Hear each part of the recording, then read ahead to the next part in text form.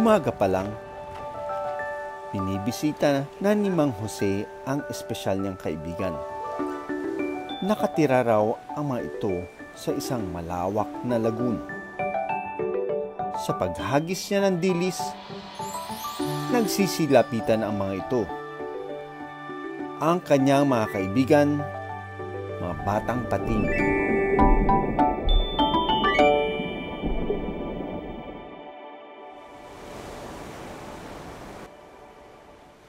Sa mababaw na bahagi ng Tambungon Lagoon Marine Eco Park sa Tubahon, Dinagat Islands, makikita ang mga batang blacktip reef shark. Halos umabot na sa pangpang ang mga ito. Mula sa isang pating, sunod-sunod nang naglalabasan ang iba pa. Ang kanilang inaantay, ang dalang pagkain ni Mang Jose, isa sa mga tagabantay ng lagoon. Si Mang Jose hindi raw takot sa mga pating.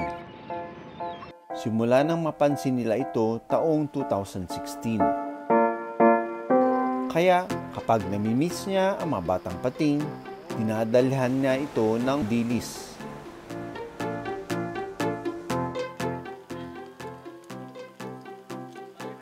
Ialaga na mo, gipakaon kay para magdaghan diri sa area sa Tambungon. Sa ilalim, kitang-kita kung paano nakikipag-agawan ang mga batang pating. Makakain lang ng dilis.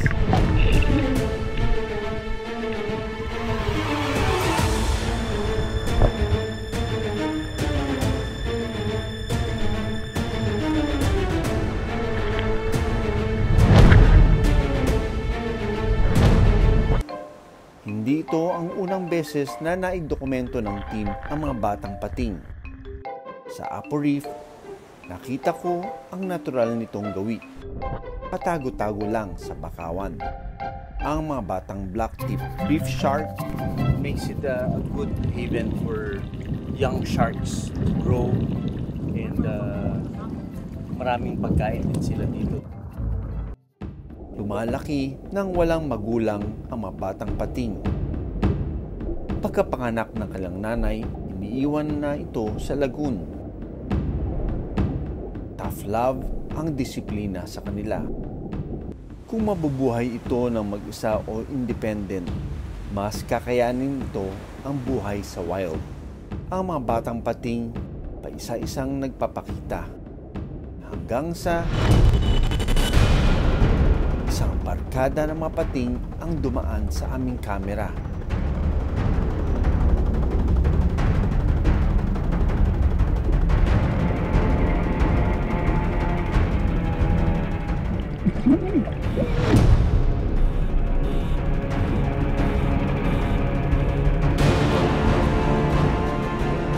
Sa Apo Reef, parang sila, hindi sila ganun kailap.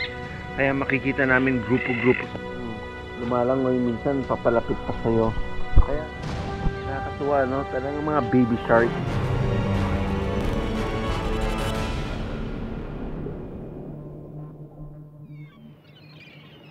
Sa Dinagat Islands, hindi na raw kailangan sumisid para makita ang mga pating. Ang dating tahimik na lagoon,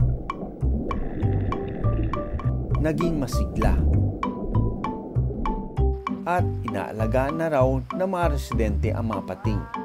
Simple ra, murag aw kanang na murag bintaha ra kay sa una nga walay walay gibuhi namo nga mga isda. Amo mapakanon para maanad. Maanad sila ba nga di na sila maggawas dito sa gawas, dire ra magdaghan sila sa luok sa santuary.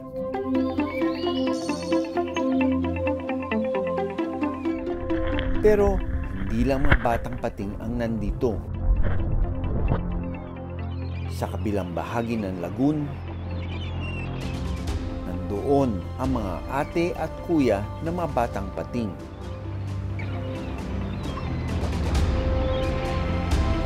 Indikasyon ito na nagpaparami sila roon. Kini nga area dire mo ning dagko dire Kato dito, gagmay to dito. Mga para ani kadagko, kani. Paa, kana, ay nga nakahaba. Sa unang tingin, akalain mo na solohista ang malaking pating.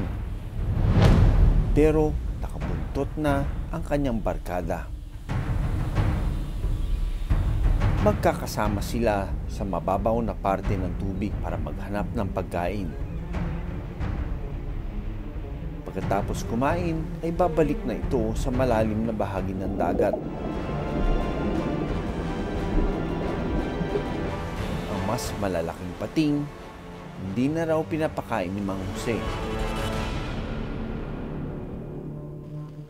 Biyaya raw kung ituring ang pagdating ng mga pating sa kanilang lugar. Ito raw ay bunga ng kanilang pangangalaga sa lagoon o conservation efforts. Para mapanatiling sagana ang laman dagat sa kanilang lugar. Sa Tambungon Lagoon, perfect habitat o magandang tirahan daw ng mga pating. Ayon sa marine biologist na si Nico, makikita naman kasi natin sa lugar na napapalibutan siya ng mangroves. So yung mga juvenile sharks, this serve as their nursery grounds or safe haven. pero hindi niya inirerekomenda ang pagpapakain sa mga ito, lalo na sa mga batang pating. Kahit anong wildlife naman talaga, hindi pwede yung feeding na galing sa tao. Posible na ma-change yung behavior nila sa sa paghunt ng food nila or masanay sila sa food na galing sa tao. Sa ngayon, plano ng mga residente ang pangalagaan muna ito. At balak din nilang idagdag ito sa listahan ng turismo sa kanilang lugar. Dagdag pa ng kanilang kapitan na si Bernardo, handa naman daw silang sumunod kapag ipinagbawal ang pagpapakain sa mga pating. Yung mga pating, wag natin hamakin sila kasi mga kaibigan natin yan at may buhay din sila na dapat natin paramdam yung pagmamahal natin. Pero kung recommended talaga sa government or sa mga national line agencies like BIFAR and DNR particular, willing po kami na itin.